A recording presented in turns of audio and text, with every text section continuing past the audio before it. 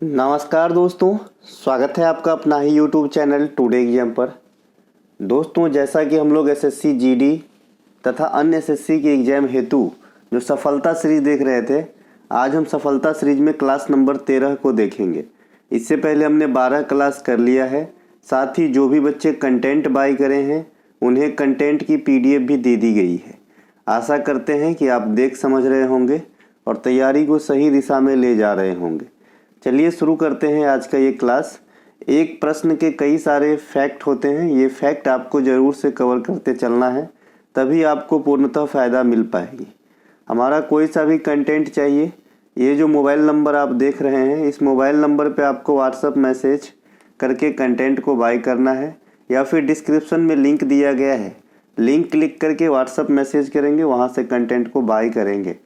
SSC के लिए कोई सा भी कंटेंट, कोई सा भी एसएससी का एग्ज़ाम हो, बिहार एसएससी के लिए, बिहार दरोगा पुलिस के लिए, इसके अलावा रेलवे के विभिन्न एग्जाम के लिए कंटेंट अवेलेबल होगा। तो आप लोगों को जैसा रिक्वायर्ड है ले सकते हैं। चलिए शुरू करते हैं। पहले हम क्यूज फॉर्मेट में क्वेश्चन को देखेंगे, 25 क्वेश्चन, उसके बाद मैं शुरू करूँगा मुख्य क्लास। पहला जो प्रश्न है, डीपीएसपी का मुख्य उद्देश्य क्या होता है? जो आपका नीति निषेध तत्व है, जो आपके संविधान के भाग 4 में रखे गए हैं और आर्टिकल 36 से 51 के बीच को कवर करते हैं, और ये आयरिश अर्थात आयरलैंड के संविधान से लिए गए हैं। तो इसका जो मेन उद्देश्य होता है, मेन मोटो होता है, कल्याणकारी राज्य की स्थापना करना। ये एक सुटेबल शब्द है, इनके उद्देश्यों में शामिल है, तो इन्हें ध्यान रखेंगे। इनके अलावा इसी प्रकार का एक प्रश्न आपसे पूछा जाता है कि भाई नीति आयोग या फिर जो पहले योजना आयोग था, इनका जो है मेन उद्देश्य क्या है? तो आप इनका मेन उद्देश्य में क्या लिखेंगे? राष्ट्र को संघवाद की तरफ ले जाना, है ना, राष्ट्र को संघवाद की तरफ ले जाना, ऐसा जो है आप, है ना, ये लिखेंगे नीति आयोग में। और डीपीएसपी का मेन उद्देश्य क्या है? कल्याणकारी राज्य की स्थापना करना। तो यहाँ पे जो है दोनों राज्य से संबंधित आंसर आता है, एक जैसा क्वेश्चन मैच करता है, इसीलिए बता दिया। और आपको पता है मैं एक जैसे बात एक ही जगह कर लेता हूँ, एक इसे लिंकिंग प्रोसेस कहते हैं। आप लोग भी सीख लेंगे तो जीके जीएस लॉन्ग टाइम तक आप भूलेंगे नहीं और ज़्यादा से ज़्यादा क्वेश्चन भी कवर रहेगी।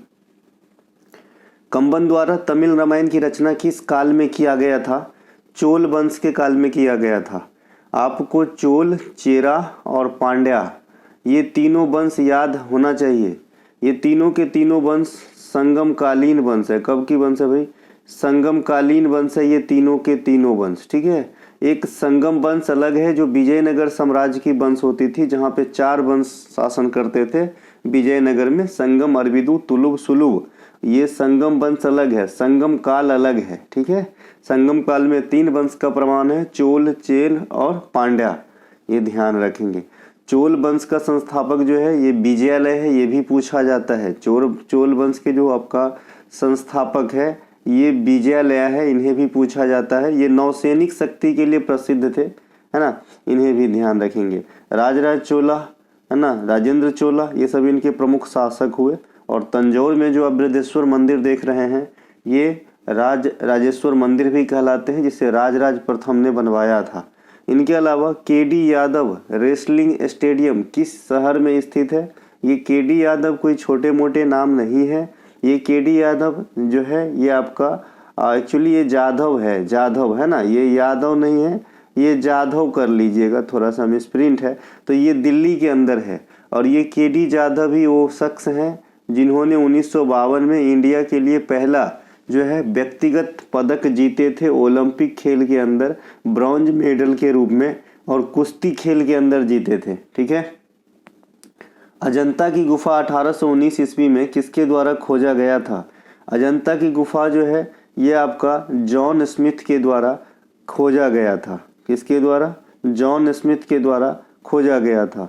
इसी प्रकार से आपसे पूछा जाता है सांची का स्तूप 1818 में किसके द्वारा खोजा गया था? तो कहेंगे हेनरी टेलर के द्वारा खोजा गया था, है ना। तो ये कुछ जो है आपके खोजने से क्वेश्चन है। शास्त्रीय नृत्य के किस नृत्य में मुखौटा का इस्तेमाल होता है? यह क्वेश्चन मैं 2 दिन पहले भी आपसे बताया था।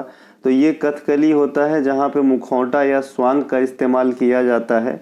कथकली आपका केरला का जो है प्रमुख शास्त्रीय नृत्य है, ठीक है। केरल में बहुत सारे त्यौहार होते हैं। अभी मकर संक्रांति गया है तो वहाँ पे मकर संक्रांति को मकर बिलक्कू के नाम से मनाते हैं, और नव वर्ष जो अभी अप्रैल महीने तक आएगी वहाँ पे जो है विशु के नाम से मनाते हैं।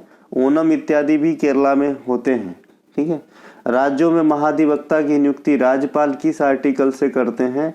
तो 165 आर्टिकल से करते हैं। राज्यों में महाधिवक्ता की नियुक्ति राज्यपाल के द्वारा करी जाती है। इसको मैं कंपेयर करूं देश स्तर पे तो यहाँ पे प्रेसिडेंट साहब हो जाएंगे डिप्यूट करने वाले, और यहाँ पे हो जाएंगे आपका अटॉर्नी जनरल ऑफ इंडिया। ठीक है भैया, तो ये भी ध्यान आपको रखना है। ठीक है, अटॉर्नी जनरल ऑफ इंडिया जो है महाधिवक्ता जो है अटॉर्नी जनरल ऑफ इंडिया के रैंक की ही होती है, लेकिन वो सिर्फ एक राज्य में होता है, और जो अटॉर्नी जनरल ऑफ इंडिया है ये पूरे देश के लिए होता है। और अटॉर्नी जनरल ऑफ इंडिया की जो नियुक्ति है, जैसे कि राज्यपाल 165 के तहत महाधिवक्ता की नियुक्ति करते हैं, वैसे जो है अटॉर्नी जनरल ऑफ इंडिया की नियुक्ति 76 के तहत जो है प्रेसिडेंट साहब करते हैं। ठीक है। इनके अलावा कर्क रेखा की तुलना में भूमध्य रेखा के आसपास की तापमान की प्रकृति कैसी होती है? तो अधिक होती है। भूमध्य रेखा के जो आसपास है वो कर्क रेखा की तुलना कीजिएगा तो टेम्परेचर अधिक होगा, और जो भूमध्य रेखा के आसपास है वहाँ पे दाब क्षेत्र निम्न होते हैं ना। दाब क्षेत्र कैसा होता है? निम्न होता है। दाब क्षेत्र कैसा होता है? निम्न होता है। और ये जो निम्न दाब क्षेत्र है इसे क्या कहा जाता है? ITCZ जोन कहते हैं, इंटर ट्रॉपिकल कन्वर्जेंस जोन कहते हैं। ठीक है, ये पहले भी बता रखा हूँ। इसके अलावा कर्क रेखा इंडिया से कितने राज्यों से होकर गुजरती है? तो 8 राज्यों से होकर गुजरती है। कर्क रेखा किसे कहते हैं? 23.5 डिग्री नॉर्थ को कहते हैं। ठीक है, और मकर रेखा कहते हैं 23.5 डिग्री साउथ को कहते हैं। ये बात भी आपको ध्यान रखना है। जो आपका इंडिया में कर्क रेखा है, इस कर्क रेखा को 2 बार पार करने वाली नदी कौन सी है ये भी पूछा जाता है। तो आप कहेंगे माही नदी जो है ये कर्क रेखा को 2 बार पार करती है इंडिया के अंदर। अभी मैंने कुछ ही दिन पहले बताया था कि इंडिया से जो आपका मानक रेखा है वो कितने राज्यों से होकर गुजरती है, तो आप कहते हो 5 राज्यों से। और याद करना बहुत ही इजी है। उत्तर प्रदेश जाएंगे, बगल में MP आ जाएंगे, है ना, महिपाल सिंह। इसके बाद MP का लड़का छत्तीसगढ़ चले जाएंगे, 3 हो गया। फिर तटीय राज्य में आप ओडिशा, और उसके नीचे थोड़ा सा आएंगे तो आंध्र प्रदेश। यही वो 5 राज्य है जहाँ से आपका मानक रेखा गुजरती है। किस मुगल बादशाह को रोशन अख्तर भी कहा जाता था? रोशन अख्तर भी कहा जाता था। जावेद अख्तर तो सुने थे यार। चलो, रोशन अख्तर जो है ये मोहम्मद शाह को कहा जाता था। मोहम्मद शाह को रंगीला भी कहा जाता था। रंगीला, ये रंगीले थे, है ना, इन्हें रंगीला भी कहा जाता था। आंतरिक या पार्थिव ग्रहों की संख्या कितनी होती है? तो 4 होती है। सर मैंने आपसे बताया है कि जो सूरज के नज़दीक की 4 ग्रह है और दूर की 4 ग्रह है, इतना सिर्फ आपको याद हो गया तो आधा ब्रह्मांड जो आपकी एग्जाम में क्वेश्चन आती है। वैसे तो ब्रह्मांड अनंत है, अभी भी इस पे शोध चल ही रहती है ना। तो भैया फिर भी आपके एग्जाम के लिहाज से काफ़ी चीज़ सॉल्व हो जाते हैं। सूरज के नज़दीक जो 4 गो ग्रह है इसे हम पार्थिव ग्रह भी कहते हैं। अंदर होने के कारण इसे हम आंतरिक ग्रह कहते हैं। इसकी बनावट थोड़ा सघन रूप में है तो इसे सघन ग्रह भी कह लेते हैं। इसे खुले आँख से देख सकते हैं। जो दूर के 4 ग्रह है इसकी बनावट थोड़ा गैसीय फॉर्म में है। ये आपका बाहरी ग्रह हो गया दूर होने के कारण। इसे अपन जोवियन ग्रह भी कहते हैं सर, है ना, इसे अपन जोवियन ग्रह भी कहते हैं, है ना। तो ये सब कुछ बातें हैं जैसे आपको क्रम से याद रखना है। इसके अलावा सबसे नज़दीक जो है ये सूरज की परिक्रमा सबसे कम समय में कर लेता है। सबसे दूर वाला जो है ये सूरज की परिक्रमा सबसे देर समय में कर रहा होगा। इसके अलावा सबसे गर्म ग्रह जो है ये आपका 2 नंबर पे शुक्र था, है ना। शुक्र जो है ये जो है शुक्र और बुध, सबसे पहले इसके जो है कोई भी आपका उपग्रह नहीं है, जिसमें बुध सबसे छोटू है ना, और शुक्र जो है सबसे गर्म है। और इसके बारे में, शुक्र ग्रह के बारे में और भी काफ़ी चीज़ है। इसे पीला ग्रह भी कहा जाता है। इसे जो है आपका पृथ्वी की बहन भोर का तारा, अभी भोर समय चल रहा है, अभी मैं सवेरे सवेरे उठ के आपको पढ़ा रहा हूँ। भोर की तारा, मॉर्निंग स्टार, इवनिंग स्टार, चमकीला तारा, सबसे गर्म तारा, पृथ्वी की बहन, है ना, ये सब शुक्र ग्रह को ही कहा जाता है। पीला ग्रह, बुध सबसे छोटा है, जुपिटर सबसे बड़ा है। पृथ्वी का जो है क्रम है विशालता के आधार पे 5वां है, और क्रम के अनुसार सूर्य से 3रा है। ये सब ध्यान रखेंगे, है ना। इनके अलावा BCCI के प्रथम अध्यक्ष के रूप में किसे नियुक्त किया गया था? आर ग्रैंट गोवन को नियुक्त किया गया था और बीसीसीआई की स्थापना 1928 में हुई थी और इसकी हेड क्वार्टर कहाँ पे है, मुंबई के अंदर है। अभी रोजर विन्नी जो है इनमें अध्यक्ष है, ध्यान रखेंगे।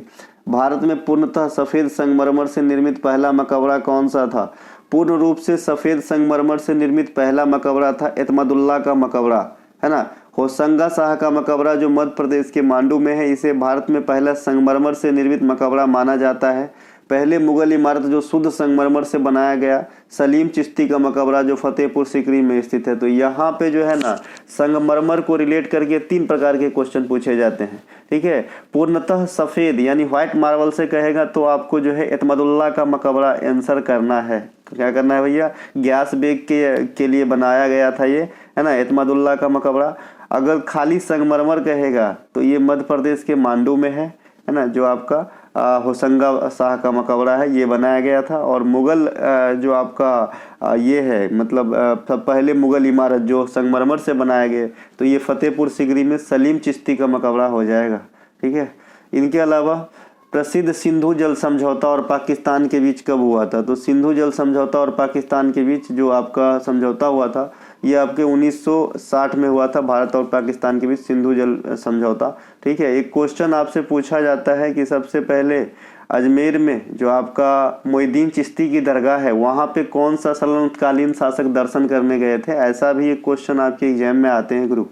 इनके अलावा राजस्थान के किस शहर को गोल्डन सिटी कहा जाता है? ये जैसलमेर को कहा जाता है गोल्डन सिटी राजस्थान में, इन्हें भी ध्यान रखेंगे। राजस्थान में कई सारे ऐसे सिटी हैं जिनके अपने उपनाम हैं, जैसे जयपुर को पिंक सिटी कहा जाता है ना, सूर्य नगरी भी कहा जाता है जोधपुर को, ठीक है।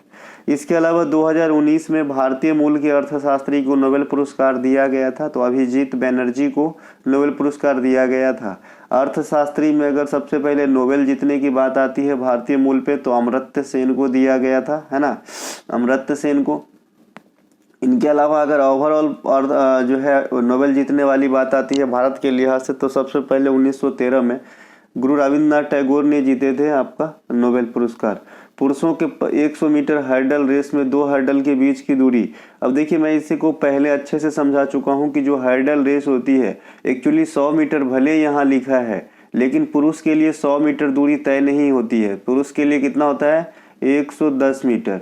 और यहीं पे अगर इस पुरुष शब्द को काट के फीमेल कर दूं, महिला कर दूं तो महिला में 100 मीटर वाला 100 मीटर की ही होती है, लेकिन पुरुष में 100 मीटर वाली हर्डल रेस 110 मीटर की होती है, ठीक है भाई, ध्यान रखना। तो जो पुरुषों के हर्डल रेस होते हैं उनके 2 बाधाओं जी होती है, ये जो बाधा होती है जो रुकावट होती है उनके बीच की जो दूरी है ना ये आपका 9.14 मीटर होती है, ध्यान रखेंगे।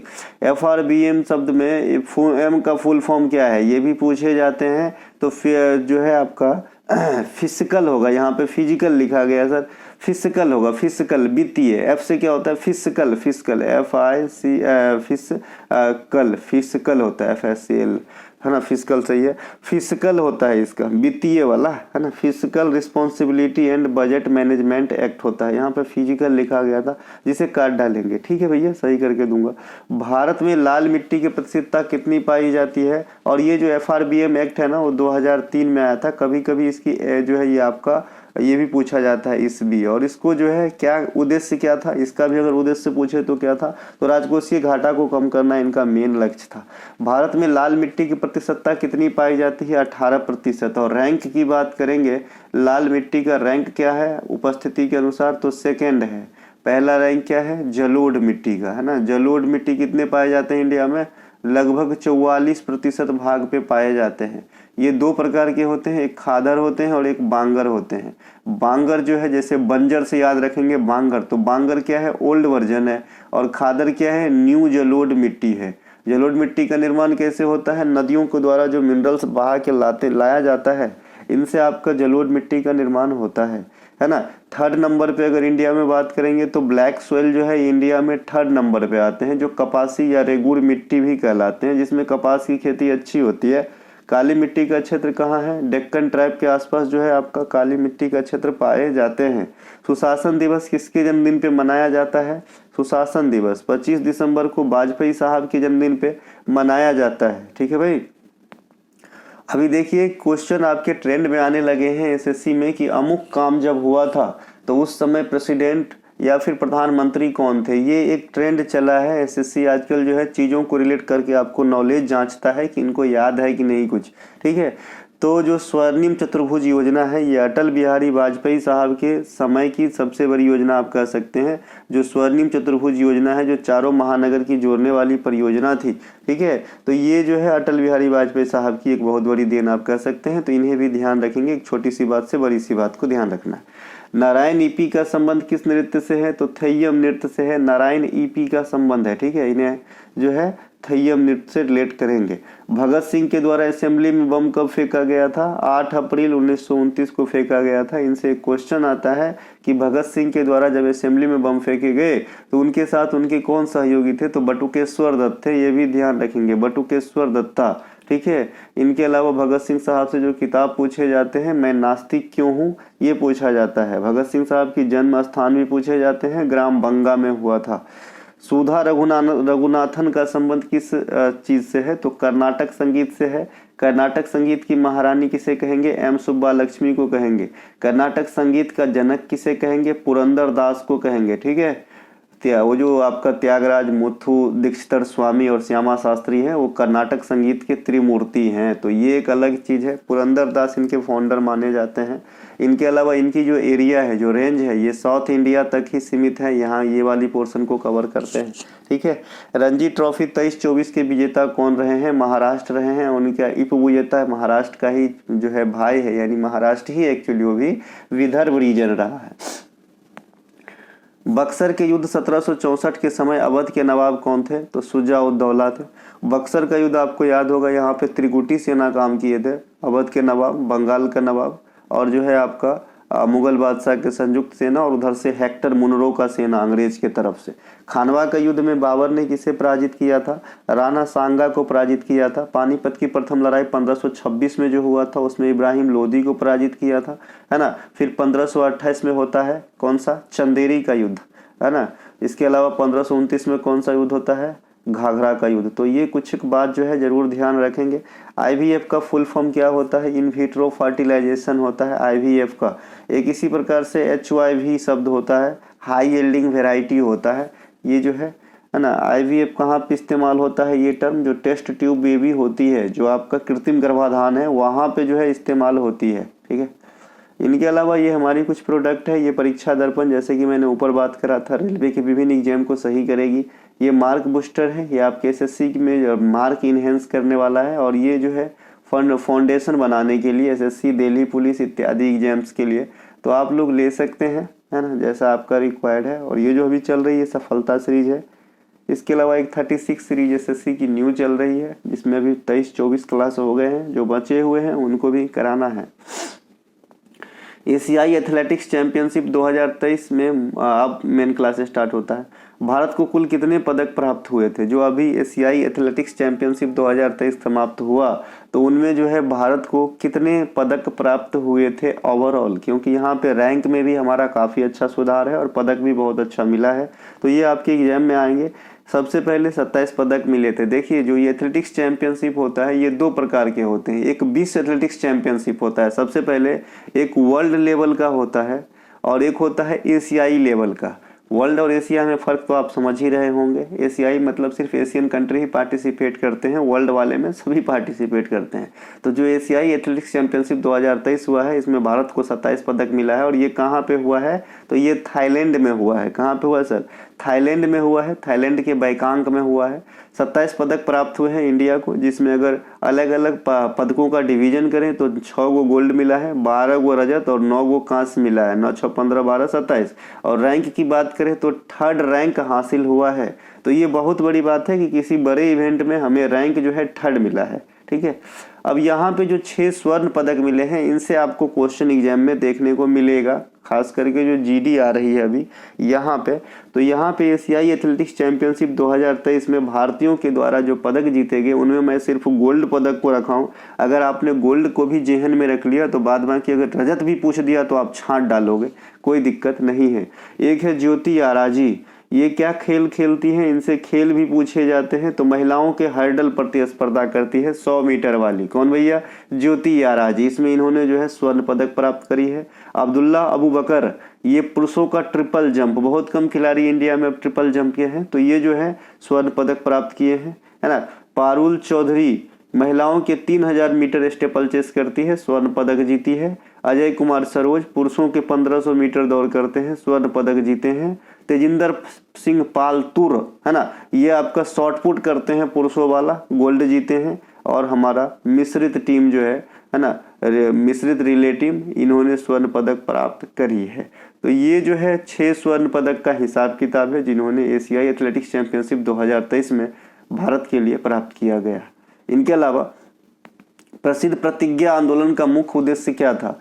देखिए, प्रतिज्ञा आंदोलन का जो मेन फोकस है बाल विवाह को निषेधित करना। वैसे बाल विवाह, विधवा विवाह, इन पे जो है समय समय पे अलग अलग संघ, अलग अलग एक्ट आते रहे, लेकिन इनका भी एक जो है मोटो था प्रतिज्ञा आंदोलन का कि बाल विवाह को स्थगित करना, निषेधित करना, नकारना। ठीक है, यह आंदोलन भारतीय राष्ट्रीय कांग्रेस का सामाजिक सुधार प्रकोष्ठ का एक अंग था। पहले ये कांग्रेस का ही जो है एक सुझाव था, एक पहल था। इस आंदोलन को चलाने का श्रेय महादेव गोविंद रानाडे को दिया जाता है, जिन्होंने पार्टिकुलर 1861 में विधवा पुनर्विवाह संघ की स्थापना भी करी थी। महादेव गोविंद रानाडे एक बड़ी हस्ती थी और इन्होंने प्रार्थना समाज के जो है स्थापना करने में आत्माराम पांडुरंग का साथ दिए थे 1867 में। तो 2 एडिशनल चीज महादेव गोविंद रानाडे के नाम से और याद रखेंगे। ठीक है, इनके अलावा बाल विवाह अधिनियम जो है इंडिया के अंदर कब आए थे, 1929 में आए थे। 1929 में ऑस्कर प्राइज की शुरुआत हुई थी, ये आपको ध्यान रखना है, क्योंकि आजकल इंडिया में भी ऑस्कर आने लगे हैं, जैसे कि नाटू नाटू को आया था, RRR वाला जो गीत है उनको, है ना। तो ये जो 1929 में ऑस्कर का शुरू हुआ था। ऑस्कर अवार्ड जो है सिनेमा के क्षेत्र में दिए जाते हैं, है ना, और ग्रैमी अवार्ड संगीत के क्षेत्र में दिए जाते हैं। 1929 से एक मेजर क्वेश्चन आपका पूछा जाता है लाहौर अधिवेशन, क्योंकि यहाँ पे पूर्ण स्वराज की मांग करी गई थी और इनके जो आपका अध्यक्ष कौन थे ये पूछा जाता है, तो जवाहरलाल नेहरू थे, कांग्रेस के लाहौर अधिवेशन 1929 के। विधवा पुनर्विवाह अधिनियम ये 1856 में आए थे, इनके साथ ईश्वर चंद्र विद्यासागर का नाम जोड़ेंगे। विधवा पुनर्विवाह संघ ये 1861 में आया था, ये महादेव गोविंद रानाडे के द्वारा स्थापित किया गया था। प्रसिद्ध प्रार्थना समाज के फाउंडर आत्माराम पांडुरंग तथा महादेव गोविंद रानाडे, तो यहाँ भी गोविंद साहब हैं, आपको ऊपर मैंने बताया ही है। 1867 में बम्बई के अंदर किया गया था। दहेज निषेध अधिनियम ये कब आया था, ये 1961 में आया था, दहेज उन्मूलन अधिनियम। इनके अलावा प्रसिद्ध स्वदेशी आंदोलन बंगाल विभाजन के समय 1905 में चलाया गया था, इन्हें भी ध्यान रखेंगे। भारत छोड़ो आंदोलन कब चलाया गया था, ये 1942 में चलाया गया था गांधी जी के द्वारा, और ये आंदोलन में ही करो और मरो का नारा दिया गया था। इस आंदोलन में कई सारी महिलाएं जो है सपोर्ट की थी। इनके अलावा ये क्रिप्स मिशन की असफलता के कारण चलाए जाने वाली आंदोलन थी। संगीत नाटक एकेडमी फेलोशिप अवार्ड में राशि कितनी होती है जो नगद दी जाती है, 3 लाख रुपए। और संगीत नाटक अकादमी जो रेगुलर अवार्ड होती है ये है आपका फेलोशिप अवार्ड। एक होती है संगीत नाटक अकादमी रेगुलर अवार्ड, रेगुलर अवार्ड में 1 लाख रुपये दिए जाते हैं, और जो आपका फेलोशिप है उसमें 3 लाख रुपया दिया जाता है। बाद बाकी 2 चीज़ और कॉमन है, जो आपका पत्र होते हैं और अंग वस्त्रम होते हैं। ठीक है, एक सर्टिफिकेट टाइप से और एक जो परिधान होते हैं अंग वस्त्रम बोलते हैं उसे।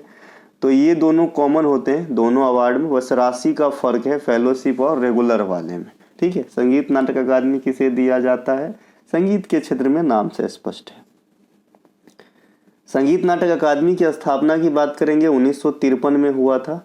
मिनिस्ट्री ऑफ कल्चर विभाग से संबंधित है, सांस्कृतिक मंत्रालय से। संगीत नाटक अकादमी के अध्यक्ष की नियुक्ति भारत के राष्ट्रपति के द्वारा 5 वर्षों के लिए किया जाता है। संगीत नाटक अकादमी के प्रथम अध्यक्ष डॉक्टर PV राज मन्नार थे, इन्हें भी ध्यान रखेंगे, ये भी पूछे जाते हैं। ललित कला अकादमी की स्थापना तत्कालीन शिक्षा मंत्री मौलाना अबुल कलाम आज़ाद के द्वारा 1954 में किया गया था। ये जो मौलाना अबुल कलाम आज़ाद साहब है ये आज़ाद भारत के प्रथम शिक्षा मंत्री थे, और मौलाना अबुल कलाम आज़ाद का नाम आप जामिया मिलिया इस्लामिया विद्यालय जो है वहाँ से भी जोड़ेंगे। इनके अलावा इसी प्रकार का एक और विद्यालय है जो इस्लाम से संबंधित है, जो आपका अलीगढ़ यूनिवर्सिटी है, अलीगढ़ मुस्लिम यूनिवर्सिटी। इनके फाउंडर जो हैं सर सैयद अहमद खान थे, तो इन्हें भी ध्यान रखेंगे। ये दोनों क्वेश्चन आपके एग्जाम में पूछे जाते हैं। कथक केंद्र, राष्ट्रीय कथक नृत्य संस्थान या फिर कथक केंद्र कहिए, यह नई दिल्ली में है और इसकी स्थापना 1964 में करा गया था। इसके अलावा संगीत नाटक अकादमी रेगुलर अवार्ड में जो है 1 लाख रुपये और ताम्रपत्र और अंगवस्त्रम दिया जाता है, यहाँ पे लिखा है। और संगीत नाटक अकादमी फेलोशिप अवार्ड में 3 लाख रुपया, ताम्रपत्र और अंगवस्त्रम, जैसा कि मैंने ऊपर में कहा था कि अन्य 2 चीज़ कॉमन है, बस राशि की फर्क है फेलोशिप एंड रेगुलर में। कुषाण वंश की प्रारंभिक राजधानी कहाँ थी? कुषाण वंश की प्रारंभिक राजधानी पुरुषपुर थी। कहाँ पे थी? पुरुषपुर थी कुषाण वंश की प्रारंभिक राजधानी। तो सेकेंडरी राजधानी भी हुआ होगा, तो सेकेंडरी राजधानी इनकी मथुरा थी। कहाँ पे थी भैया? सेकेंडरी राजधानी जो था कुषाण वंश का, ये मथुरा था। पहले हम बात कर लेते हैं इनके फाउंडर का। तो कुषाण वंश के संस्थापक कुजुल कफडीसेस था। इनकी प्रारंभिक राजधानी पुरुषपुर थी, द्वितीय राजधानी मथुरा थी। क्या थी? द्वितीय राजधानी मथुरा थी। कुषाण वंश के सबसे प्रसिद्ध राजा कनिष्क हुए थे। कौन हुए? कनिष्क, जिसे अशोक द्वितीय की संज्ञा दी गई थी। अशोक द्वितीय की संज्ञा दी गई थी। इन्होंने भारत में सिल्क मार्ग की खोज की थी। कनिष्क ने 78 ईस्वी में शक संबंध की शुरुआत की थी। तो ये बार आपको जो है, हाँ, शक संबंध सही है जी, सही है। तो इन्हें भी ध्यान आपको रखना है ना। इनके अलावा ये हो गया, कनिष्क सिल्क मार्ग की खोज की थी, नहीं लिखा है, लिखा है यहाँ पे, ये पॉइंट छूट गया था। सिल्क मार्ग की खोज भी करी थी कनिष्क ने। अगर आपसे कोई पूछे कि ये कुषाण जो है मुख्य रूप से कौन थे, मतलब तो ये जो है ना मुख्य रूप से चीन के माने जाते थे, है ना, चीन के माने जाते थे कुषाण, चीन से आए ऐसे मानते हैं हम लोग, है ना। अगर आपसे कहे कि भाई भारत में पहले स्वर्ण मुद्रा जारी करने वाले, तो भी इंडो बैक्टीरियन वैसे होता है, लेकिन अगर इसी में एक शब्द जोड़ दिया जाए कि भारत में बड़े पैमाने पे स्वर्ण मुद्रा चलाने वाले, तो कुषाण वंश ही थे जो बड़े पैमाने पे स्वर्ण मुद्रा चलाए थे। यहाँ पे लिखा भी गया है कि भारत में बड़े पैमाने पे स्वर्ण मुद्रा किसने चलवाया? तो कुषाण वंश ने चलवाया था। मौर्य वंश की राजधानी पाटलिपुत्रा थी। इस वंश की स्थापना चंद्रगुप्त मौर्य ने किए थे और ये नंद वंश के आखिरी शासक धनानंद को हरा करके किए थे, है ना। मौर्य वंश के अंतिम शासक बृहद्रथ थे और बृहद्रथ को किसने हराया था? पुष्यमित्र शुंग ने हराया था और ये जो है शुंगा वंश की स्थापना करा था। ठीक है, ध्यान रहेगी नहीं, इसके लिंक कर लेंगे पाटलिपुत्रा पे। नंद वंश, नंद के बाद मौर्य वंश, मौर्य के बाद ये आपका पुष्यमित्र शुंगा द्वारा शुंगा वंश। इन तीनों के पहला और आखिरी शासक भी याद रख लियो, है ना। नंद वंश के महापदम, चंद्रगुप्त मौर्य, पुष्यमित्र शुंग, ये तीनों के तीनों जो है पहला शासक हो गए। इनके अलावा हर्षवर्धन की प्रारंभिक राजधानी कहाँ थी? है ना, थानेश्वर। और द्वितीयक राजधानी कहाँ थी? कन्नौज। ठीक है, ये कन्नौज त्रिपक्षीय संघर्ष वाला जो मामला है कन्नौज के लिए ही हुआ था, है ना, पाल प्रतिहार और राष्ट्रकूट के बीच में। चोल वंश के संस्थापक विजयालय हैं। इस वंश की प्रारंभिक राजधानी उरेयूर था, बाद में इसकी राजधानी तंजावुर जो है लाया गया था। तो ये भी ध्यान रखेंगे, चोल वंश के भी 2 राजधानी हुए, शुरुआती कुछ और बाद में कुछ और। वो नहीं होता है क्या, पहले जब थोड़ा सा पैसा किसी के पास आता है तो छोटे शहर में घर लेते हैं, जब ज़्यादा बड़ा आ जाता है तो बड़े शहर में ज़मीन लेना स्टार्ट करते हैं, समझ रहे हैं। तो वैसे ही चोल वंश की पहली राजधानी उरेयूर, फिर बाद में इनकी राजधानी तंजावुर। इसके जो प्रतीक चिन्ह थे बाघ थे, जैसा कि मैंने ऊपर वाले एक क्विज फॉर्मेट में जो क्वेश्चन था वहाँ पे समझाया था कि ये जो है संगमकालीन वंश है चोल। और चोल वंश जो है नौसैनिक शक्ति, नेवी पावर के लिए फेमस था उस समय में, प्राचीन काल में। चेरों का प्रतीक चिन्ह क्या था? धनुष बाण, चेर, है ना। इसकी राजधानी वंजी था। कहाँ पे भाई? वंजी, वजी, इस प्रकार से है राजधानी इनका था। कहाँ पे? किसका? चेरों का। पांडे का, पांडे वंश है जो भी, ये भी संगमकालीन है। इनके प्रतीक चिन्ह थी या फिर शाही चिन्ह थे मछली। कोरक नई इनकी प्रारंभिक राजधानी थी और सेकेंडरी राजधानी मदुरई थी। तो इनके भी 2 राजधानी हुए। चेर की एक ही राजधानी की जिक्र है इतिहास में। चोल के भी उरेयूर और तंजावुर 2 राजधानी है ना। हर्षवर्धन के भी 2 राजधानी, थानेश्वर और कन्नौज। इसके अलावा जो कुषाण वंश है इनके भी पुरुषपुर और मथुरा 2 राजधानी की जिक्र इतिहास में मिलती है।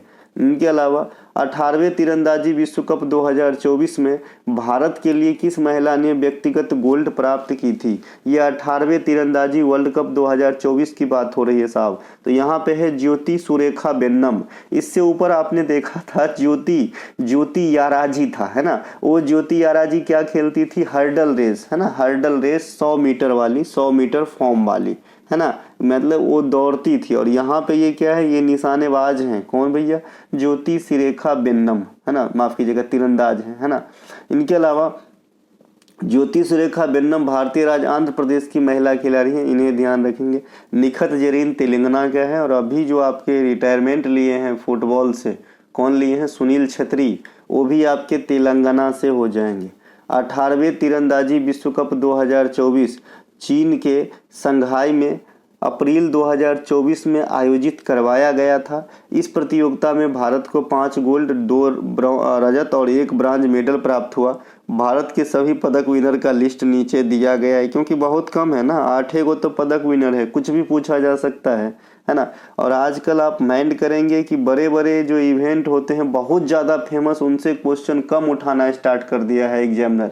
आजकल जो छोटे छोटे हैं वहाँ से उठाना स्टार्ट किए हैं। इससे क्या होता है? खेल भावना को वैसे भी शुरू से ही जो है उन्हें जो है ज़्यादा दिया जाता है तवज्जो।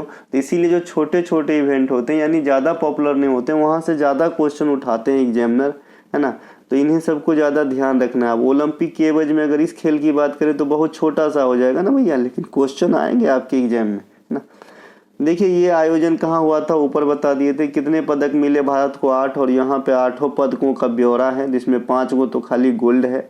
आपका जो है पुरुषों की रिकर्व टीम, तो इसमें याद नहीं रखना है, लेकिन इस खिलाड़ी का नाम जेहन में जरूर रखना है कि ये क्या खेलते होंगे। तो कौन सा वर्ल्ड कप था, तो आप पकड़ लेंगे।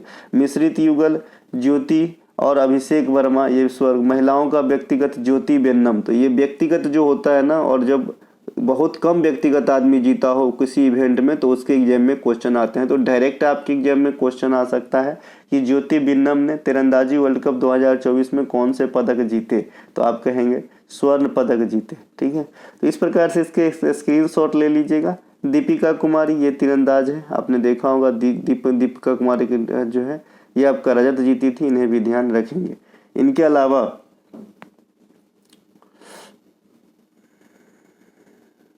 वर्ष 2024 में होने वाली तीरंदाजी वर्ल्ड कप का शेड्यूल नीचे दिया गया है। ये आपका संघाई में हुआ था पहले, जिससे मैंने अभी आपको क्वेश्चन बताया था, जो चीन में हुआ था। फिर मई में दक्षिण कोरिया में हुए थे। फिर जून में तुर्की में हुए थे। और आपका अक्टूबर में मैक्सिको में हुए थे। तो ये साल में 4 बार हुआ था। अब डिपेंड करता है कि किस जगह से क्वेश्चन उठाया, चूँकि ज्योति याराजी वेन्नम को वहाँ पे जो है साल का पहला इवेंट भी था, है ना, और गोल्ड भी मिला था, इसीलिए जो है मैंने इस क्वेश्चन को रखा है, ठीक है। क्योंकि जो करंट अफेयर है ऐसा देखे जाते हैं जनरली 7 से 8 महीना पुराने पूछे जाते हैं, और अगर कोई स्कीम है, कोई योजना है, तो लेटेस्ट भी पूछा जाता है। इनके अलावा विश्व तीरंदाजी की स्थापना 1931 में किया गया था, जो तीरंदाजी वर्ल्ड कप के लिए शासी निकाय है। इसकी मुख्यालय लुसाने स्विट्जरलैंड में है। और फीफा की मुख्यालय कहाँ पे है, आप लोग कमेंट कीजिएगा, है ना। इनके अलावा अर्धसूत्री विभाजन सिर्फ किस कोशिका में संपन्न होती है?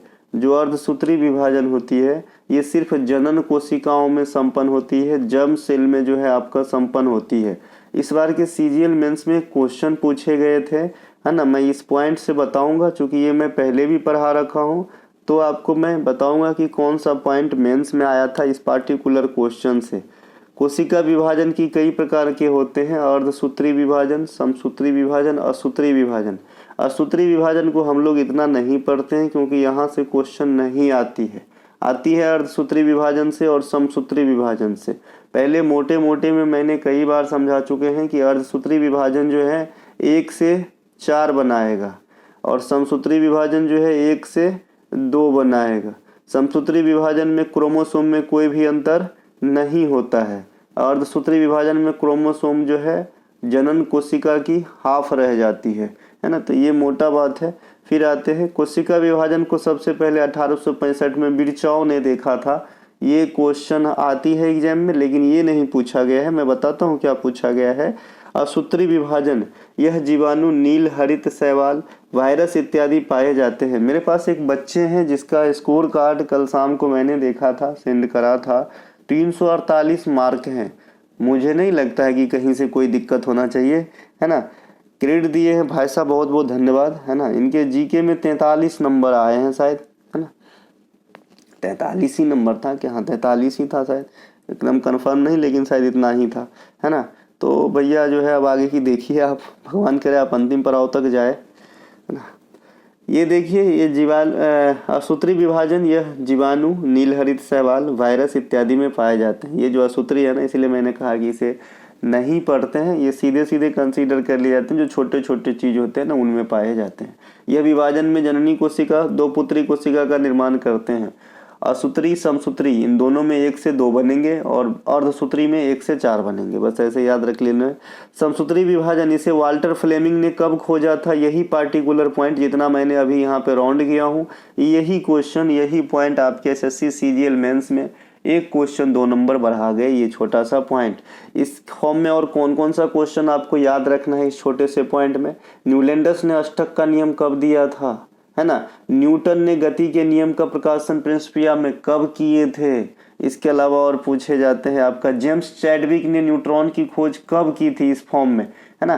तो ये जो है कुछ एक छोटी छोटी बात। हाँ, ये जो आपका मेंडलीव की आवर्त सारणी है, इसकी प्रकाशन कब हुई थी, ये सब जो है ईस्वी के साथ डिमांड करता है आपको। हरित क्रांति कब आई थी, है ना। तो ये वाल्टर फ्लेमिंग 1879 में इसकी खोज करी थी। इसके अलावा यह विभाजन कायिक कोशिका में सोमैटिक सेल में संपन्न होती है। और अभी आपने ऊपर में जो इस क्वेश्चन का आधार था कि भाई जो अर्धसूत्री विभाजन है वो आपका जर्म सेल में होता है, जबकि समसूत्री विभाजन जो है ये सोमैटिक सेल में होती है ना। यह विभाजन में 2 नए सेल का निर्माण होता है। इस विभाजन में गुणसूत्र की संख्या में कोई भी बदलाव नहीं होती है।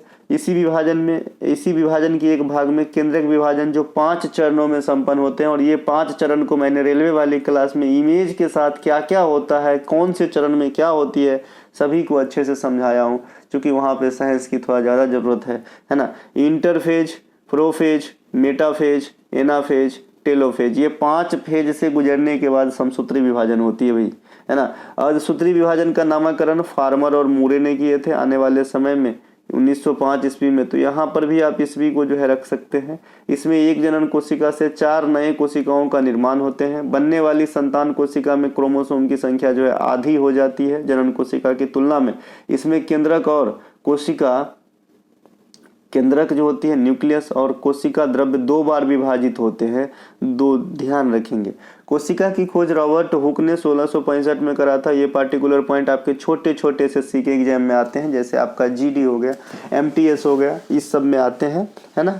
इनके अलावा जीवित कोशिका की खोज ल्यूवेन हॉक ने 1674 ईस्वी में करा था। तो ये दोनों के दोनों ईस्वी के साथ याद रखेंगे। रॉबर्ट हुक का नाम सिर्फ कोशिका का नामकरण या फिर खोज, अगर लाइव कोशिका की बात करेंगे तो फिर ल्यूवेन हॉक हो जाता है।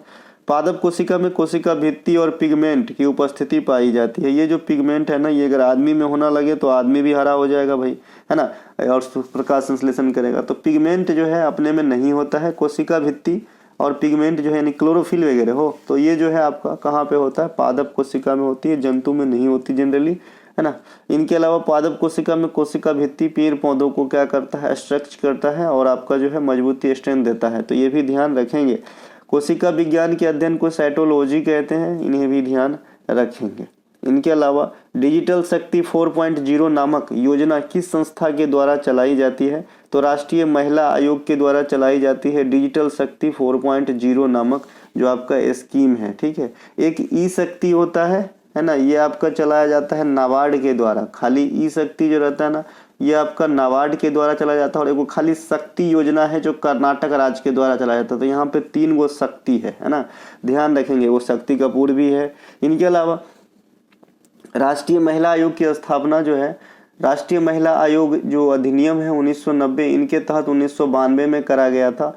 वर्तमान में अध्यक्ष रेखा शर्मा थी, लेकिन अब नहीं है, ये रेखा शर्मा हट गई है। हाटकर मैडम इनके जगह जो है नए अध्यक्ष बनी है। और ये कैसी संस्था है, तो वैधानिक निकाय है। वैधानिक निकाय है, अर्थात संवैधानिक नहीं है ना।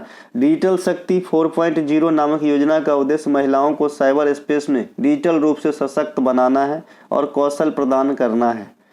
शक्ति योजना की शुरुआत कर्नाटक सरकार के द्वारा किया गया है। जो वहाँ की जो स्थानीय महिला है उनको जो सरकारी परिवहन है उनमें आपका जो है निःशुल्क ट्रेवल की जो है परमिशन दी गई है।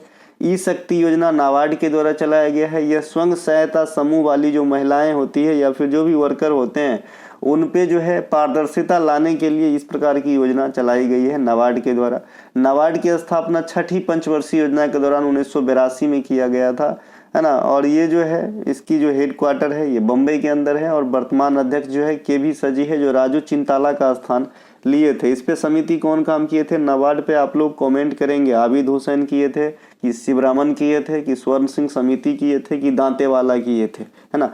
आरबीआई के द्वारा चलाए गए प्रमुख योजनाओं में पीआईडीएफ पेमेंट इंफ्रास्ट्रक्चर डेवलपमेंट फंड, इस योजना का प्रमुख उद्देश्य पूर्वोत्तर राज्य और जम्मू लद्दाख इत्यादि क्षेत्र में भुगतान स्वीकृति बुनियादी ढांचे को प्रोत्साहन करना है। इस योजना का हाल फिलहाल में ही 2025 तक के लिए बढ़ा दिया गया है। अब अभी आरबीआई के अंदर जो है नए अध्यक्ष भी आ गए हैं, इन्हें ध्यान रखेंगे। आरबीआई की स्थापना जो है हिल्टन यंग आयोग के आधार पर 1935 में करा गया था, लेकिन राष्ट्रीयकरण 1949 में करा गया था। वर्तमान अध्यक्ष शक्तिकांत दास जो है इनके जगह पे अब आ गए हैं दूसरा, है ना। इनके जगह पे जो है मल्होत्रा साहब आ गए हैं, शक्तिकांत दास जो है हट गए हैं, है ना। तो यहाँ पे दो चीज करेक्शन करना है, एक तो शक्तिकांत दास हट गए अभी के लिहाज से, लेकिन इतने नज़दीक की करंट आपसे नहीं पूछेगा। अगर आरबीआई वगैरह भी पूछता है तो आपको 2024 के कुछ एक पार्टिकुलर समय दे देगा, अर्थात इसी पे फोकस करेंगे शक्तिकांत दास पे, या फिर इसके क्रम पूछ लेंगे जो नया वाले आए हैं। तो जो नया वाला है मल्होत्रा साहब, उनके क्रम रहेंगे 26वें, शक्तिकांत दास थे 25वें, ठीक है। इसको भी सही करके दे दूंगा, है ना। हो जाता है भाई, है ना, कभी कभी नहीं चलता है इतने ज़्यादा माथा लिखते समय, है ना, तो कुछ चीज़ छूट जाती है, लेकिन कोई बात नहीं। जो आरबीआई के काम वगैरह हैं, लेन देन करना, कमर्शियल बैंक को लोन देना और विशेष परिस्थिति में अल्प समय के लिए कमर्शियल बैंक से लोन लेते भी हैं आरबीआई। उस पर जो रेट काम करता है उसे क्या कहते हैं, रिवर्स रेपो रेट कहते हैं। ये सब ध्यान रखेंगे। प्रतिभूतियों की लेन देन भी करती है, एमएफआई कंपनियों को रेगुलेट भी करता है, सभी कमर्शियल बैंक को भी देख रेख करते हैं, सरकार के बैंकर का कार्य करते हैं। ये सब जो है आरबीआई के विशेष कार्य में से है। वायसराय के कार्यकारी परिषद में नियुक्त होने वाले पहले भारतीय थे सत्येंद्र प्रसाद सिंह, इन्हें ध्यान रखेंगे। वायसराय के कार्यकारी परिषद में नियुक्त होने वाले पहले भारतीय सदस्य सत्येंद्र प्रसाद सिंह थे। उस समय अंग्रेज वायसराय मिंटो सेकंड था, इन्हें भी ध्यान रखेंगे। जो आपका मॉर्ले मिंटो है वो बाद में हुआ, वो तो 1909 में हुआ था, मॉर्ले मिंटो वाला बात, है ना। लॉर्ड मिंटो के काल में घटित प्रमुख घटना 1909, यहाँ पे ये दूसरा मिंटो है, ये दूसरा मिंटो कार्य कर रहा है। और जब सत्येंद्र नाथ साहब जब सेलेक्ट हुए थे उस समय दूसरा मिंटो था, है ना, पिंटो। इसके अलावा मॉर्ले मिंटो रिफॉर्म कहा जाता है 1909 को। मैंने 36 सीरीज में इन तीनों अधिनियम को बहुत बारीकी से समझाया हूँ कि भाई इसे और क्या कहा जाता है, इसमें क्या क्या बदलाव किए गए, इसमें क्या ऐसी चीज़ है जो आज भी हमारे समाज में चलती है। तो ये सभी के सभी बात मैंने 1909 वाला हो, 1919 वाला हो और 1935 वाला हो, ये तीन मेजर है ना। जैसे मैंने बताया था कि जैसे अभी संविधान है, पहले तो नहीं था ना, तो इन नियम के द्वारा ही जो है बहुत सारे गाइडलाइन जारी किए जाते थे, ठीक है। तो इन तीनों को अच्छे से कर लियो 36 सीरीज में किसी एक वीडियो में, है ना। सभी लिंक शायद नीचे मिल जाएगा आपको, प्लेलिस्ट का नहीं होगा तो इस पार्टिकुलर वीडियो में मैं पेस्ट कर दूंगा। बहुत सारे नीचे प्लेलिस्ट की लिंक है, आपको जो खोलना है पूरे समुद्र जैसा है, आप पढ़ सकते हो और बहुत कम पढ़ के बहुत ज़्यादा चीज़ों को गेन कर सकते हो। आपको मैं बताया हूँ कि मैं सिर्फ एकदम रिफाइंड चीज़ ही पढ़ाऊँगा जो सीधे एग्जाम में आएगी, कोई छेड़छाड़ नहीं उससे, ठीक है। इस अधिनियम के अनुसार भारत में पहली बार सांप्रदायिक चुनाव करवाए गए थे, यानी हिंदू को अलग और मुस्लिम को अलग चुनाव करने का जो है ये रखा गया था 1919 के अंदर, है ना। आगा खां और सलीमुल्लाह खां द्वारा मुस्लिम लीग की स्थापना 1906 में करा गया था, ठीक है। इसके अलावा जमशेदजी टाटा के द्वारा टिस्को की स्थापना 1907 में करा गया था और 1907 में ही कांग्रेस में जो फूट पड़ती है ना सूरत अधिवेशन के दौरान, ये भी 7 में हुई थी। ब्रिटिश संसद में चुने जाने वाले पहले भारतीय दादा भाई नौरोजी थे, तो इन्हें भी ध्यान रखेंगे। सिविल सर्विस एग्जाम क्रैक करने वाले पहले भारतीय सत्येंद्र नाथ टैगोर थे और जो आपने कार्यकारी परिषद में देखे वो सत्येंद्र नाथ टैगोर नहीं थे, वो सिन्हा साहब थे, है ना। जो इस क्वेश्चन का आंसर भी है ना, सिन्हा साहब, एक्चुअली सत्येंद्र प्रसाद सिन्हा, है ना। और ये जो आपका यूपीएससी क्रैक करे ये आपका सत्येंद्र नाथ टैगोर थे। इनके अलावा तीनों गोलमेज सम्मेलन में भाग लेने वाले भारतीय ये आपके थे भीमराव अंबेडकर साहब, और सेकेंड वाले में भाग लिए थे आपके महात्मा गांधी। विश्व बैंक के मुख्य अर्थशास्त्री के रूप में नियुक्त होने वाले पहले भारतीय कौशिक बसु, है ना। वर्तमान में विश्व बैंक के पहले अध्यक्ष विश्व बैंक के अध्यक्ष अजय सिंह बंगा है, जो भारतीय मूल के ही हैं, इन्हें भी ध्यान रख लेंगे। टाइम मैगजीन में 100 शक्तिशाली व्यक्तियों 2024 के लिस्ट में अजय बंगा का भी नाम है, आलिया भट्ट का भी नाम था, है ना, साक्षी मलिक का भी नाम था और सत्या नडेला का भी नाम था। भारत के संविधान में अनुच्छेद 21A को किस संवैधानिक संशोधन अधिनियम के द्वारा जोड़ा गया? तो 86वां संविधान संशोधन के द्वारा। कब आया था? 2002 में। कौन से चीज को रिलेट करता है? एजुकेशन को, है ना। इसी संविधान संशोधन के तहत जो आपका फंडामेंटल ड्यूटीज है वहाँ पे 11वां पार्ट को भी जोड़ा गया, ये मौलिक कर्तव्य कहलाएगा। यहाँ पे सिर्फ सोचने की बात है, जो मौलिक अधिकार है वो बच्चों के अधिकार के स्वरूप ऐड किया गया है कि उस बच्चे को जो है निःशुल्क शिक्षा लेना उनका फंडामेंटल राइट होगा। यही सेम चीज उनके पेरेंट्स पे या जो उनके अभिभावक हैं उन पे लागू होता है, जो मौलिक कर्तव्य में चली जाती है। दोनों का अमेंडमेंट सेम है लेकिन दोनों के आर्टिकल अलग अलग है। जो मौलिक कर्तव्य है ये आर्टिकल 51A के में है और जो मौलिक अधिकार बनाए गए ये 21 के ए में है, ठीक है। 6 से 14 वर्ष तक के बच्चों को निःशुल्क शिक्षा लेना बच्चों का अधिकार बताता है आर्टिकल 21 से, और आर्टिकल 51 के 1 कि 6 से 14 वर्ष तक के बच्चों को शिक्षा दिलाना पेरेंट्स का कर्तव्य होगा। 106वां संविधान संशोधन 23, इस संशोधन के द्वारा लोकसभा राज्यसभा में विधानसभा केंद्र शासित प्रदेश दिल्ली की विधानसभा महिलाओं के लिए 1/3 सीटें आरक्षित करना है।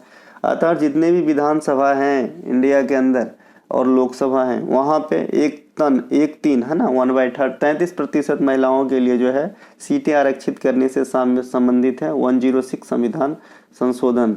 इसके अलावा 44वां संविधान संशोधन 1978, इस संपत्ति के अधिकार को मौलिक अधिकार से हटा करके विधिक अधिकार के रूप में रखा गया है। इसे संविधान से हटाया नहीं गया है, ये आर्टिकल 300A में रखे गए हैं। और ये भी क्वेश्चन कई दफ़ा आपके एग्जाम में पूछे गए हैं कि संपत्ति के अधिकार को मौलिक अधिकार से हटा के कहाँ रखा गया है। 42वां संविधान संशोधन 1976 के द्वारा संविधान के मौलिक कर्तव्यों को जोड़ा गया था। स्वर्ण सिंह समिति की अनुशंसा पे, इन्हें भी ध्यान रखेंगे। स्वर्ण सिंह समिति को SSC कहते हैं, स्वर्ण सिंह कमेटी, है ना। इन्होंने 8 प्रकार के जो है मौलिक कर्तव्य सुझाया था, लेकिन जोड़ा कितने प्रकार के गया था 1976 में? 10 प्रकार के। इनके अलावा 61वां संविधान संशोधन 21 वर्ष से जो एज फैक्टर है वो घटा के 18 वर्ष कर दिया गया था, तभी से जो है 18 वर्ष ही चल रहा है आपकी चुनावी उम्र, है ना। इनके अलावा संविधान संशोधन की प्रक्रिया दक्षिण अफ्रीका के संविधान से लिए गए हैं और ये आर्टिकल 368 जो है संविधान में संशोधन करने की अनुमति देती है।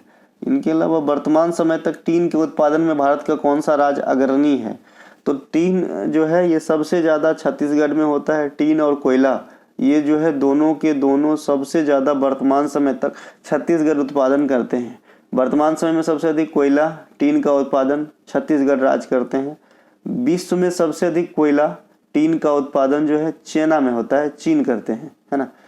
हीरा तांबा मैग्नीज की जो उत्पादन में वर्तमान में सबसे अधिक कर रहा है ये मध्य प्रदेश है। हीरा पर तो खैर एकाधिकार है, ये बदलेगा नहीं क्योंकि अभी तक कहीं हीरा और डिटेक्ट हुआ नहीं इंडिया के अंदर। इनके अलावा निकेल क्रोमाइट में कुछ दिन पहले जो है एक डॉक्यूमेंट्री टाइप का ये देख रहा था यूट्यूब के ऊपर, तो अब सच है कि झूठ है, वहाँ पे जो है ना ये जो हीरा जहाँ मिलती है मध्य प्रदेश के पन्ना वाले इलाके में, तो वहाँ पे लोगों के ना जमीन पे जो है ना जमीन जो है ना थोड़ा थोड़ा लीज ले लेते हैं, मतलब कुछ एक फ़ी है जो चुका देते हैं एक संस्था को, और जो है हीरा तलाशते रहते हैं। किसी किसी को 5 साल में कुछ नहीं मिलते, किसी किसी को कुछ मिल जाते हैं, ऐसा दिखाया गया वहाँ पे। ऐसा होता होगा क्या, है ना, हो भी सकता है भाई, दुनिया अतरंगी है। इनके अलावा निकेल क्रोमाइट प्लेटिनम आयरन और बॉक्साइट इत्यादि के उत्पादन में प्रथम स्थान उड़ीसा राज्य का है।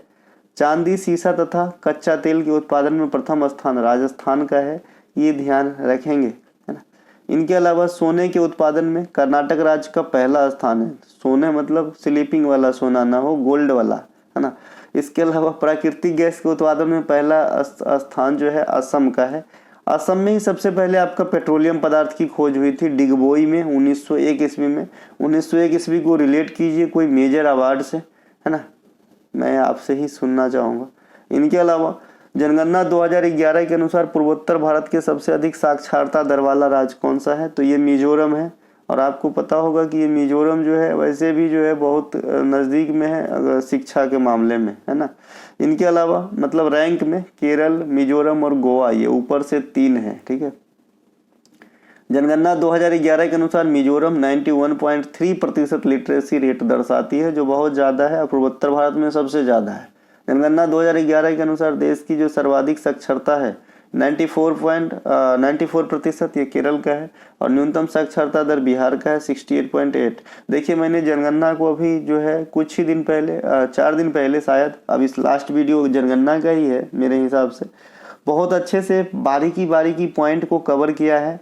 और उसी से अगले दिन यानी आज शाम को वीडियो पोस्ट करा, सवेरे CGL मेंस का एग्जाम था, वहाँ पे हिंदू वृद्धि दर जो है वो आपसे पूछा गया था, ठीक है। और एक बच्चे ने मुझे स्पेशल थैंक्स कहा था अपना 2 नंबर बढ़ाने के लिए, है ना।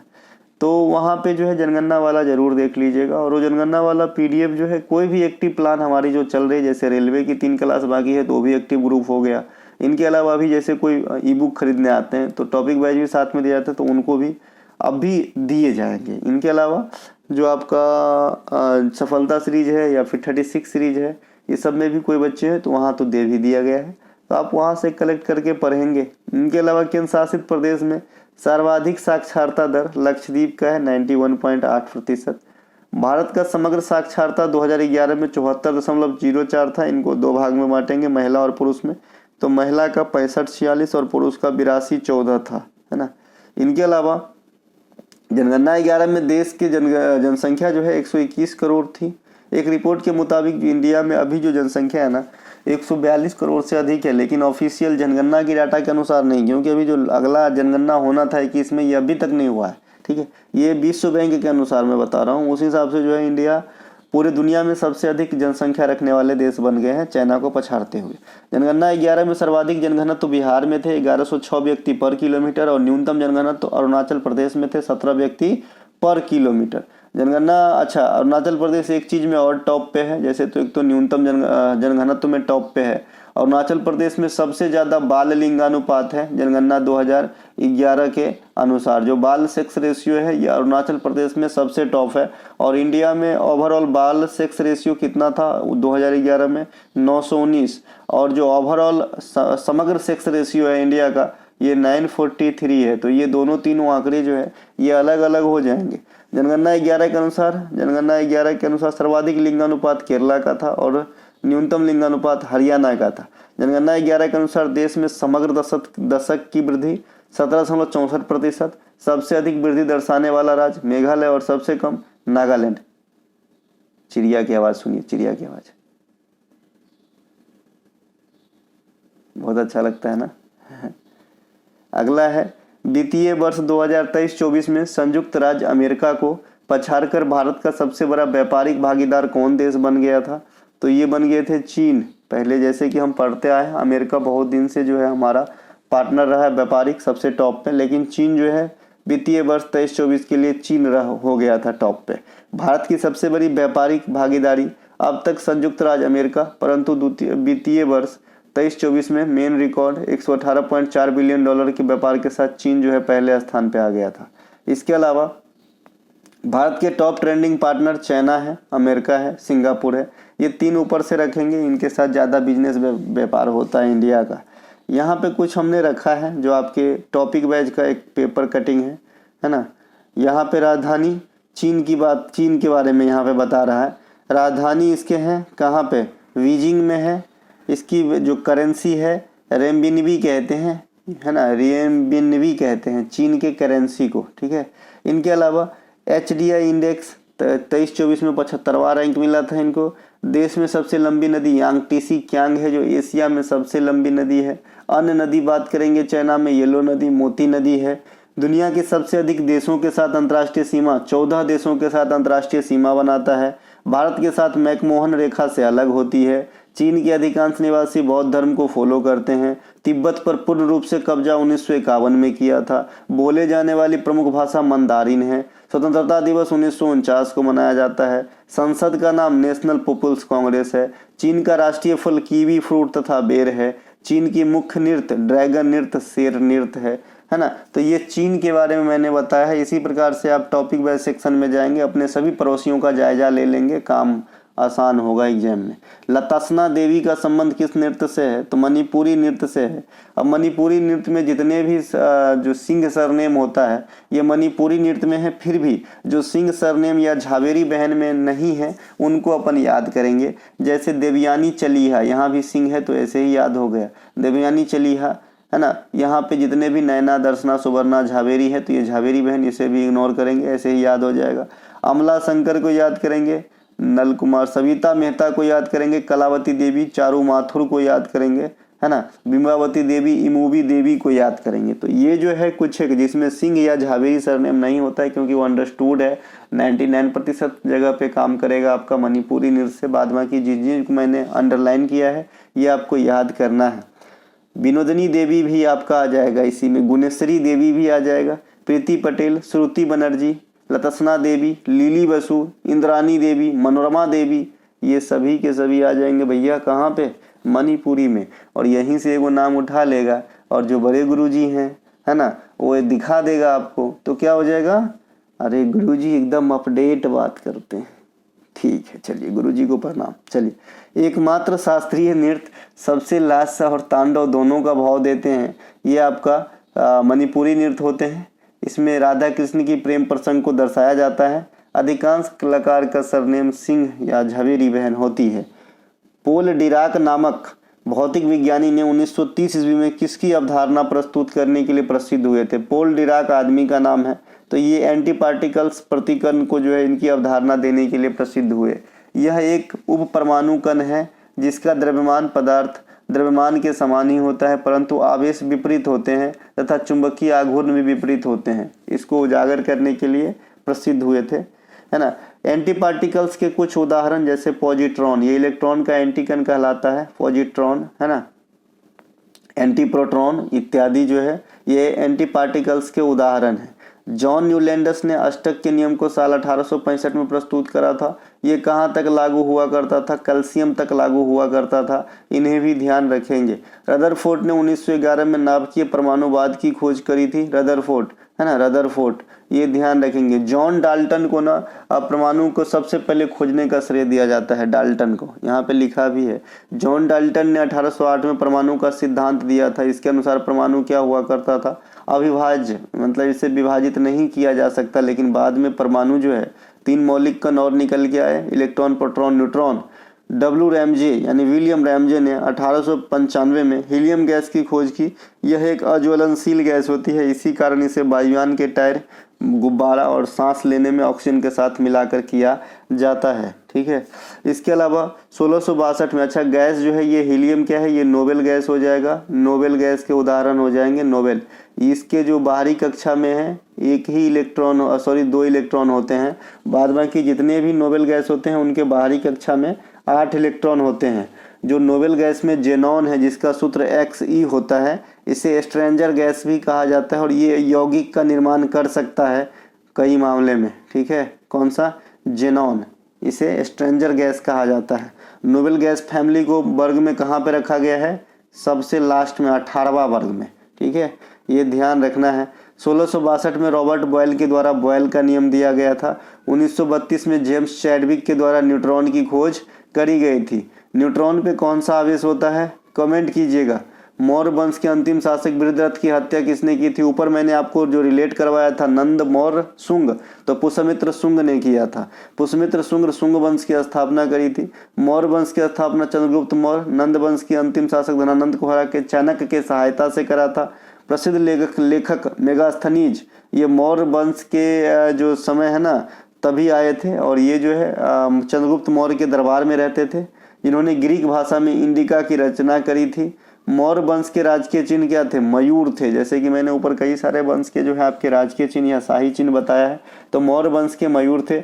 मौर्य काल में जो है पाली भाषा लोगों के द्वारा प्रयोग में लाया जाता था। अभी पाली भाषा को शास्त्रीय भाषा का दर्जा दे दिया गया है, ठीक है। अभी अपने यहाँ शास्त्रीय भाषा कितने हो गए? तो हो गए भैया 11, 6 और 5, है ना। इनके अलावा मौर्य काल में जो अदालत हुआ करता था उसका नाम था कंटक शोधन। ये आपका न्यायालय का नाम हुआ करता था मौर्य काल के दौरान। चंद्रगुप्त मौर्य ने जैन धर्म की दीक्षा भद्रबाहु से ली थी। भद्रबाहु ने कल्पसूत्र नामक जैन ग्रंथ की रचना भी की थी। तो अगर आपसे पूछे कि भाई कल्पसूत्र किसने लिखा है, तो भद्रबाहु। और एक आपका बुद्ध चरित होता है जो लिखे हैं अश्वघोष, है ना। तो ये बौद्ध और ये जैन का बड़े बड़े ग्रंथ हैं। मौर्य काल में तांबा के सिक्कों को मशक कहा जाता था, है ना, और चांदी के सिक्कों को पत्र कहा जाता था। गुप्त वंश का राष्ट्रीय प्रतीक ग से गुप्त, ग से गरुड़ था। इस वंश के संस्थापक श्री गुप्त थे, लेकिन वास्तविक संस्थापक कहेंगे तो चंद्रगुप्त प्रथम होगा। नालंदा विश्वविद्यालय के फाउंडर यहाँ से पूछे जाते हैं तो कुमार गुप्त प्रथम होते हैं। गुप्त वंश के अंतिम शासक में नाम आते हैं तो विष्णुगुप्त या स्कंदगुप्त होता है। हुनों का आक्रमण स्कंदगुप्त के समय में हुआ था, ये ध्यान रखेंगे। समुद्रगुप्त को भारत का नेपोलियन कहा जाता है। इनके दरबारी कवि कौन थे? कवि हरिसेन थे, जिन्होंने प्रयाग प्रशस्ति लिखे थे, है ना। और इन्होंने सिक्का पर बीना बजाते हुए चित्रों का अंकन करवाया था। कौन? समुद्रगुप्त। इसे भारत का नेपोलियन भी कहा जाता है। मार्च 2024 में अरुणाचल प्रदेश स्थित सेला सुरंग का उद्घाटन किसने किया? तो पीएम ने किया। अभी जो है ना पीएम साहब जो है लद्दाख के अंदर जेड टनल का भी जो है ना उद्घाटन किए हैं। अभी कुछ एक दिन हुआ है, मेरे ख्याल में 10 दिन भी हुआ होगा, 10 दिन भी नहीं हुआ होगा, ठीक है। तो जेड मोर टनल इस प्रकार की जो आएंगे ना, तो ये आप केंद्र शासित प्रदेश में बताएंगे। और इनका भी जो है आपका उद्घाटन मोदी साहब ही किए हैं। अभी कौन है भैया जम्मू कश्मीर के जो है मुख्यमंत्री हैं? ये है भैया अभी उमर अब्दुल्ला, जम्मू कश्मीर में एक्चुअली, सॉरी, है ना, उमर अब्दुल्ला है, ध्यान रखेंगे। अभी ये जो है ना जम्मू कश्मीर में है ये टनल। इनके अलावा सेला सुरंग अरुणाचल प्रदेश के अन्य भाग तेजपुर को तवांग घाटी से जोड़ेंगे। यह सुरंग भारतीय चीन सीमा LAC के समीप है। LOC जो होता है वो पाकिस्तान के समीप होता है, और LAC जो होता है लाइन ऑफ एक्चुअल कंट्रोल, ये चाइना के समीप होता है। इसका निर्माण BRO के द्वारा करवाया गया है। सेला सुरंग का BRO की स्थापना 1960 में हुआ था। किसके द्वारा? जवाहरलाल नेहरू के द्वारा करवाया गया था BRO का स्थापना। इसका काम क्या है? तटवर्ती इलाके में रोड को बनाना, रख रखाव की जिम्मेवारी लेना, है ना। जैसे कोई आपदा वगैरह भी, जैसे भूस्खलन वगैरह भी होता है ना, तो ये लोग भी मदद करते हैं जो सीमावर्ती इलाका है वहाँ पे, है ना। वाइब्रेंट विलेज प्रोग्राम में बता दिया था, जो LAC के समीप वाला राज्य है या केंद्र शासित प्रदेश है जिसमें लद्दाख भी आ जाएंगे, वही लोग वही राज्य जो है भाग लिए थे। चाइना से सटे हुए राज्यों को ही वाइब्रेंट विलेज प्रोग्राम में शामिल किया गया था। इससे पहले नरेंद्र मोदी 10 जनवरी 2024 को जो है अटल सेतु का उद्घाटन किए थे, जो मुंबई के अंदर है, सेबरी से उड़न तालुका को जोड़ते हैं। छत्तीसगढ़ में दिवाली के बाद कौन सा नृत्य यादव समुदाय के द्वारा करा जाता है? तो राउत नाचा काफ़ी पॉपुलर है छत्तीसगढ़ के अंदर। छत्तीसगढ़ में दिवाली के बाद देवउठौनी एकादशी के अवसर पर राउत नाचा नृत्य किया जाता है। छत्तीसगढ़ के अन्य प्रमुख नृत्य त्योहारों में बस्तर दशहरा, सुआपंथी पाली, राउत नाचा, पंडवानी, पोला, गोंचा, हरेली महोत्सव, ये सभी के सभी आपके छत्तीसगढ़ में है। यहाँ से कटेंगे हरेला हो जाएगा उत्तराखंड में, है ना। गोंची, ये गोंचा है, ये गोंची भी होता है, गोंची महोत्सव दूसरे जगह, लेकिन ये गोंचा वहाँ पे होता है ना। ये पोला महोत्सव महाराष्ट्र में भी होता है, लेकिन छत्तीसगढ़ में भी होता है। ये सब ध्यान रख लेंगे। इनके अलावा पंडवानी में कौन है भैया फेमस? तीजन बाई। इनके अलावा मणिपुर में याओसांग फेस्टिवल के अवसर पे थबल चोंगबा नृत्य किया जाता है। यह 5 दिन तक चलती है, और जो याओसांग फेस्टिवल है ये होली के जैसा फेस्टिवल होता है। राजस्थान में गणगौर फेस्टिवल के अवसर पे घूमर नृत्य किया जाता है। घूमर सबसे पहले जो है महिलाओं के द्वारा, खास करके भील समुदाय के महिलाओं के द्वारा स्टार्ट किया गया था। ये गोलाकार आकृति में की जाती है ना। सबसे पहले जब ये स्टार्ट किया गया था तो देवी सरस्वती की पूजा आराधना के लिए किया गया था, लेकिन इसमें वर्तमान समय तक देवी पार्वती इत्यादि की भी पूजा होती है। जो गणगौर त्यौहार है ये आपका 18 दिन तक चल सकती है। कहाँ पे? राजस्थान के अंदर। घोड़े मोरनी नृत्य एक नृत्य शैली है जो भारतीय राज्य गोवा में से संबंधित है। यह एक पारंपरिक नृत्य है जो वार्षिक सिगमो उत्सव, ये भी होली के जैसा है, गोवा में वहाँ पर करी जाती है। बनारस में दिवाली के बाद देव दिवाली का त्यौहार मनाया जाता है। तमिलनाडु में पोंगल त्योहार के समय जल्लीकट्टू खेल का आयोजन करी जाती है। एक क्वेश्चन और पूछता हूँ, कौन से जनजाति के लोग दीपावली को शोक त्योहार के रूप में मनाते हैं? आप लोगों के पास एक क्वेश्चन मैंने पूछा हूँ कि भाई कौन सा जनजाति जो है दीपावली को सुख के त्यौहार के रूप में मनाते हैं, अर्थात दुख के त्यौहार के रूप में मनाते हैं। रविन्द्रनाथ टैगोर को नाइटहुड की उपाधि किस ब्रिटिश महाराज के द्वारा दिया गया था? किंग जॉर्ज पंचम के द्वारा दिया गया था और लौटाए थे जालियांवाला बाग हत्याकांड के कारण। रविन्द्रनाथ टैगोर को 1915 ईस्वी में किंग जॉर्ज पंचम के द्वारा नाइटहुड की उपाधि दी गई थी। 13 अप्रैल 1919 को जालियांवाला बाग हत्याकांड के कारण रविन्द्रनाथ टैगोर ने यह उपाधि को लौटा दिया था। रविन्द्रनाथ टैगोर प्रथम एशियाई नागरिक हैं जिन्होंने 1913 में साहित्य के क्षेत्र में भारत के लिए नोबेल पुरस्कार प्राप्त किए थे गीतांजलि के लिए। रविन्द्रनाथ टैगोर शांति निकेतन के वास्तविक संस्थापक माने जाते हैं। शांति निकेतन को वर्ष 2023 में यूनेस्को में शामिल किया गया होयसल मंदिर के साथ साथ, है ना। रविन्द्रनाथ टैगोर के द्वारा लिखे गए प्रमुख पुस्तकों में पोस्ट ऑफिस, गोरा, गार्डनर, गीतांजलि इत्यादि जो है, काबुली वाला भी हो जाएगा, ये जो है रविन्द्रनाथ टैगोर साहब के द्वारा लिखे गए पुस्तकों में से है। रविन्द्रनाथ टैगोर को गुरुदेव की उपाधि महात्मा गांधी ने दिए थे और महात्मा गांधी को महात्मा की उपाधि रविन्द्रनाथ टैगोर ने दिए थे, है ना। गांधी जी को केसर हिंद की उपाधि अंग्रेज ने दिए थे। तो गांधी जी केसर हिंद और रविन्द्रनाथ टैगोर नाइटहुड, ये दोनों की उपाधि अंग्रेजों को लौटा दिए थे आफ्टर जालियांवाला बाग हत्याकांड। 31 दिसंबर 1600 ईस्वी को ब्रिटिश ईस्ट इंडिया कंपनी को व्यापारिक अधिकार पत्र महारानी एलिजाबेथ प्रथम के द्वारा सौंपा गया था। भारत के सभी राज्य और केंद्र शासित प्रदेशों में सबसे लंबी तटरेखा की लंबाई किसकी है? तो अगर ओवरऑल राज्य और केंद्र शासित प्रदेश, जैसा कि मैं यह क्वेश्चन लिखा हूं, तो उस केस में आपको गुजरात आंसर नहीं करना है, नहीं तो गलती हो जाएगा। उस केस में आपको अंडमान निकोबार द्वीप समूह आंसर करना है। जब ओवरऑल अखंड भारत, जो अभी वर्तमान में जितने भी भारत के पास लैंड है, उसके हिसाब से अगर बात करता है, चाहे तटीय हो चाहे आपका केंद्र शासित प्रदेश हो, दोनों में अगर आपसे पूछता है तो अंडमान निकोबार सबसे लंबी हो जाएगी। अगर खाली पार्टिकुलर यहाँ पे केंद्र शासित प्रदेश में डिलीट कर दूं तो आंसर गुजरात हो जाएगा। समझ में आ रहा है? भारत की तटरेखा की कुल लंबाई 7516.6 किलोमीटर है। सबसे अधिक लंबाई अंडमान निकोबार द्वीप समूह का है 1962 किलोमीटर। दूसरे स्थान पे तथा राज्यों में प्रथम आ जाएगा आपका गुजरात, है ना, जिसकी तटरेखा की लंबाई 1214.7 किलोमीटर है। ठीक है, अब यहाँ पे अपनी कुछ तटरेखा इत्यादि से जो है क्वेश्चन वगैरह को देखेंगे। ये भी आपके टॉपिक वाइज की पॉइंट कटिंग है, जहाँ से आप वहाँ से जो है और चीज़ों को कवर कर सकते हैं। तो जरूर विजिट करें। कोई भी आप कंटेंट लेते हैं तो आपको टॉपिक वाइज दिया जाता है, उसे पढ़ना बहुत ज़रूरी है। वहाँ पे जो है एक ही जगह चीज़ों को सजाया गया है और बढ़िया से फैक्ट दिया गया है। इसके अलावा जो प्रैक्टिस सेट चलती है वो पॉइंट है, वो मोती है जो सीधे कंप्यूटर स्क्रीन के अंदर नज़र आती है, मतलब उससे के भी अलावा और फोकस होती है। तो आपको अच्छे से पढ़ना है भाई, है ना। हम कर रहे हैं मेहनत, आप भी कीजिए, फ़ायदा मिलेगी। भारत की स्थलीय सीमा की कुल लंबाई 15,200 किलोमीटर है। सबसे लंबी स्थलीय सीमा बांग्लादेश के साथ लगती है। सबसे छोटी स्थलीय सीमा अफगानिस्तान के साथ लगती है।